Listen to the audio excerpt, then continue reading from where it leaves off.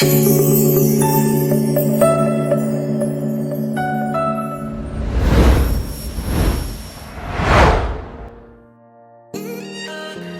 уу? 28 дугаар сургуулийн нэмээ байна. За, би энэ жил төгсгийн ангийн сурагч. Тэгээд би энэ жил сургуулаач үдэж гин. Доктортой хөгжлийн боловсрол гэдэг төслөөч бас үдэж байгаа учраас жоохон гонигтай байна уу. Гэтэ яах вэ? Харин нөгөө талдаа бас маш их жаргалтай байгаа. Яагаад гэвэл манай сургууль одоо төслийн хүрээнд хэрэгцсэн үйл ажиллагаанууд маань үлдэж байгаа. Дүүнер маань тэрнээс маш олон зүйл суралцаад тэгээ буцаагаад хэрэгжүүлж чадах учраас би маш их жаргалтай байна. Миний хувьд ийм баяртай, жаргалтай байгаа бол бусад хүмүүсийн хувьд ямар байгаа бол хэдүүлээ нэг сэтгэлийн сасаад үзье тийх үү? Зүгээр л ингээ худалдаад авчих юм яг яагаад заавал хог хаягдлыг дахин ашиглаад ингээл одоо ингээ дахиж ингээ тэрүүгээр бүтээл хийж ашиглаад байгаа юм бэ гэхээр миний хувьд ингээ айгүй жоохон сонир санагдчихсан. Тэгээ ингээ бид нэр ингээ баг хог хаягдал баг ингээ хэрэглээд яваад байгаа юм биш үү гэсэн нэг тийм бодол төрж исэн. Тэгээд яг өөрөө хийгээд туршаад үзсэн чинь их дэлхийд маань одоо бидний эргэн тойронд маань маш их одоо ач тустай тийм гэдгийг бас ингээд ойлгож авсан болохоор айгүй тийм өөрөө гүйцэд сургалт өсөл болсон гэж бодож байгаа. Донор ингээд зай хураадаг гэсэн шүү дээ. Тэнгүүтэл ерөнхийдөө бол яаж хураадаг ингээд сургууль дээрээ байгаа зайгаа тийшээгээ хураад юм уу эсвэл гэр гэрээсээ авчирч ирж байгаад тийшээ хийд юм уу? Ер нь хоёулан гэлээ. Сургууль дээр байгаа, гэртээ байгаа. Бас манайх бас бордоо гэж хийжсэн. Нөө өмнө жил чуулган дээр нэг баахан хайрцагтай юм зөөгдсөн тэр мөн үү? Зөв. Тэрийг харчаал ингээл хар алуунд хайрцагтай хүнд юм зөөгөл өөрөөсөө ядраж яадаг бордоо байсан юм тий. Харахад нэг жоохон муушигнаад эвгүй юм шиг ирнэ. Тэр маш ашигтай хөөрхөн ургамлаад. Та нараа анзаараарай хөдөө орон нутагт одоо эмээ өвөө дээр очиж байж хахад мороо орсны дараа чиг болоо аявих болдог шүү. 2% ажиглаар чиг болоо ч өөрөө ингээ хошгороо очдог шүү. Ямар ч хог аягдал байхгүй эндээс. Ерөөсөө чигээрээ эко альт байх.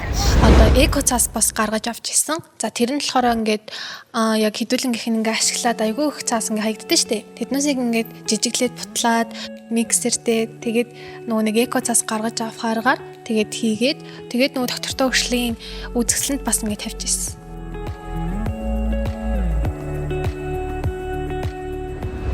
Эндээс бас нэг гүр өгөөжтэй юм нь манай сургуулийн сурагчид өөрөө гэртээ ингээд өөрсдийнхөө иддэг хүнсний ногоонуудыг ингээд тарьж сурсан гэх юм уу. Нэг жишээ нь гэх юм бол манай сургуулийн нэг охин ингээд өөрийнхөө амьдардаг гэрийнх ингээд балкон дээрээ яг тэр бордог ашиглаад ингээ хүнсний ногоонуудаа өөрөө тариалаад тэгээ ургуулж ирсэн. Балкон дээрээ. Балкон дээрээ хэр зүгээр яг балкон дээрээ л яг тэр бордоогоор тарьж ийн гэсэн үг үү? Ингээд нөгөө нэг ногооныхоо амьдрах нөхцөлийг бүрдүүлээд. Хүүхдүүд маань ингэж санагдсан байх нэ. Тэгвэл хэдүүлээ орон нутгийн хүүхдүүдийг юу сурж мэдсэнийг харцгаая. 1923 онд Дондог дулаан матны 49 наснда таалт төгсгөд бог таамт нь дахин ихнэр авсан нь Боржинговын Наваан тусангийн гинефил байсан юм а. Бид одоо Байлжгал дээр ирээд Байлж голын талаар тавьхан тайлбарлая. Баг яргат гэх энэ хүү газар 14 дөрвөлжин биш бий.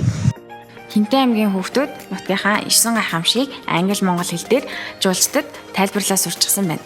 Энэ мундаг биш гэж үү? Тэгвэл манай улсад хурдан удмын адуугаараа алдартай сумч айлсан блэ? Мэдээж галшир сум шүү дээ. Тэгвэл галшир сумын хүүхдүүд маань морь малныхаа эдэл хэрэглэлийг өөрсдөө хийж сурж байгаа юм байна. Сураа эдлийг сургууль дээр нь зааж гэнэ үү? Зааж байгаа. Энэ дугуулангаар их заад их. Хар хялгас энэ цагаан илгээс хоёроо ингээд нийлүүлээд түүдгнүүд болдог. Одоо ингээд томсон дээсээр ингээд гэрийн ингээд өрхний ингээд уяа моя бүслүүр нөгөө гэрийн чахдаг зүйлс ордог. Харин Ховд аймгийн хүүхдүүд маань мартагдаад байсан урийнхаа дээлээ сургуулаараа өмсдөг болсон байна.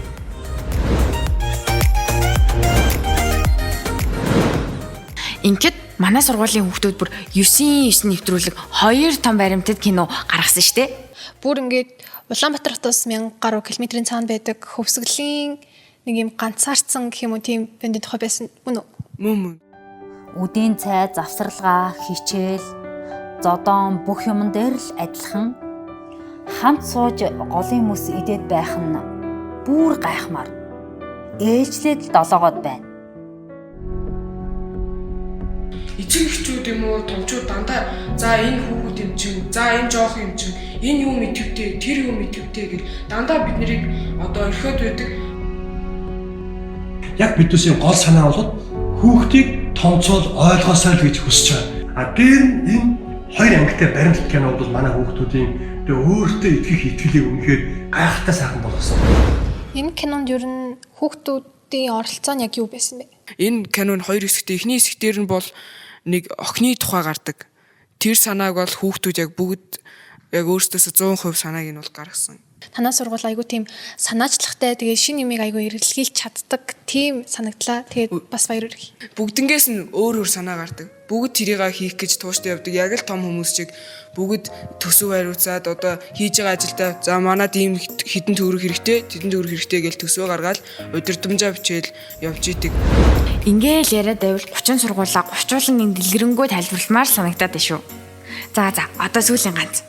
Миний ослогч байгаа сургууль бол Орхон аймгийн сургууль. Орхон аймгийн тэр сургууль цахилгаанаа хүүхдүүд нь өөрсдөө хэмжиж үзээд тэрч байтугай бүр жил бүр цахилгааны мөнгнөөс хэмдэг болсон. Одоо ч хэмээсээр л байгаа. Энэ үнэхээр бахархмаар биш гэж үү?